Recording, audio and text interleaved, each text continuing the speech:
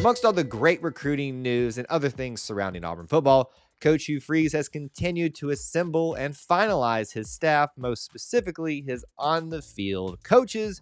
We now know a familiar name that will be joining Coach Hugh Freeze's staff. Let's talk about who that is. I'm going to give you 10 facts that you need to know about this person. But before we do that, I always want to remind you to smash the like button if you enjoy this type of content, and be sure to drop a comment down below. As you're watching and listening today, it'll help enter you into that ongoing subscriber giveaway for a signed Auburn football prize package. Details are listed in the description link. And lastly, we do want to thank members of our booster club like Linda Bird, who help produce videos like this. Coach Hugh Freeze has done a great job assembling a staff around himself. You'll find amongst the staff so far wide varieties of experience in terms of what they've been involved in, different experience levels, and those are all great things. But one big thing that we as Auburn fans really value is when you bring our guys and keep our guys into the fold as part of being staff on the field or off the field. You've already done that with Cadillac. You've already done that with Zach Etheridge. But why not bring in one more? And we've done that. At the wide receiver position, Marcus Davis is coming home. The former wide receiver himself at Auburn from recent history is back to lead that position group. So we're going to talk about the 10 facts that you need to know about this coach, just like we've done with the other coaches thus far. First one is, who is he replacing? A popular name with the fans, Ike Hilliard, who was only here for 1 year, who did a great job on the recruiting trail, who just, won the fans over in general. And we felt like we saw some improvement even in 1 year from the wide receiver room.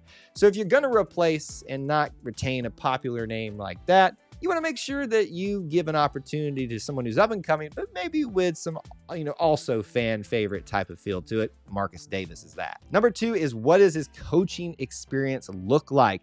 Very young, and to some people maybe inexperienced, but by all accounts and those people who make these type of assessments, this is one of the rising stars in the coaching ranks, even with only 5 years of experience, and only technically 2 of that is a true coaching on the field position. For number 3, let's talk about him being young, but how varied his experience is in just that short amount of time. He's been involved in so many different things. Yes, wide receivers, which is what he's being brought over for, but during his time in his different positions, he's been involved in strength and conditioning, off the field positions such as player development. And then when you count in what he has experienced as a player in terms of things that he's been involved in, such as a BCS championship game, other major bowls and seasons like that, this is a guy that, while maybe young, he is very experienced. At number 4, let's take a look at what that coaching resume actually looks like for Marcus Davis. So starting back in 2018, he was an offensive analyst and strength and conditioning intern here at Auburn. Also at Auburn in 2019, an assistant director of personnel and player development. In 2020, moved on to Florida State to be a GA.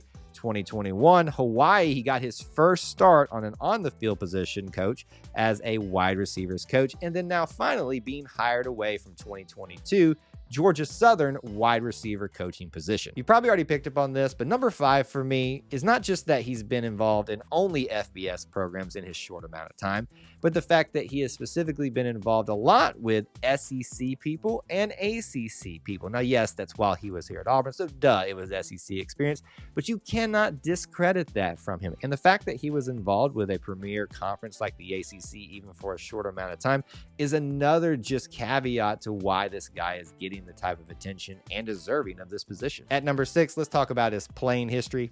Obviously here at Auburn, some of you are probably right now even thinking of some of those Marcus Davis moments even as we speak. Let's take a look at some of the stats from his time here from 2013 to 2016, obviously being part of that national championship appearance team. 50 career games for him at Auburn, 15 of those were starts. He had 83 receptions, and he is 8th all-time in punt return average here at Auburn. So a very good wide receiver with a lot of versatility himself. At number 7, I like to talk about coaching influences on this new coach. Specifically for Marcus Davis, he obviously spent a lot of time with Gus Malzahn as a player, but staying to be part of his staff in some capacity for a couple of years after that. He's also been influenced by names like Mike Norvell and Kenny Dillingham when he spent that 1 year at FSU.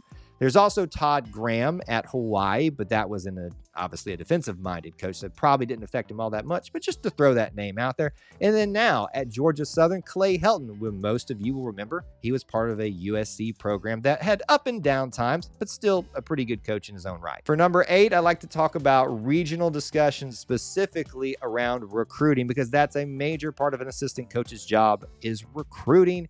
And this is probably a big thing of why he was brought into the fold here to be part of this staff.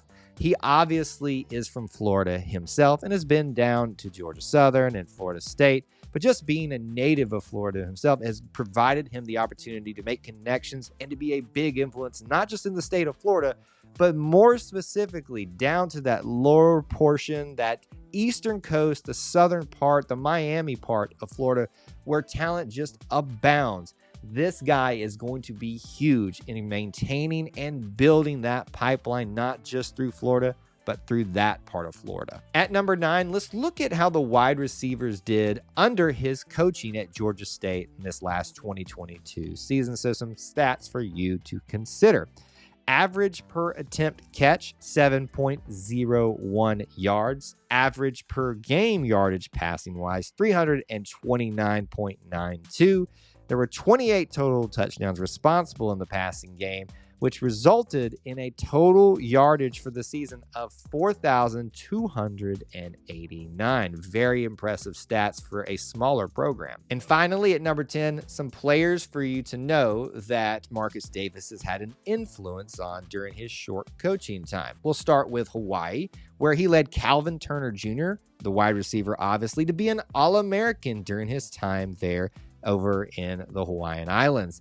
At Georgia Southern, a more recent example for you, senior Caleb Hood became a top 10 Sun Belt wide receiver and a top 50 NCAA wide receiver too.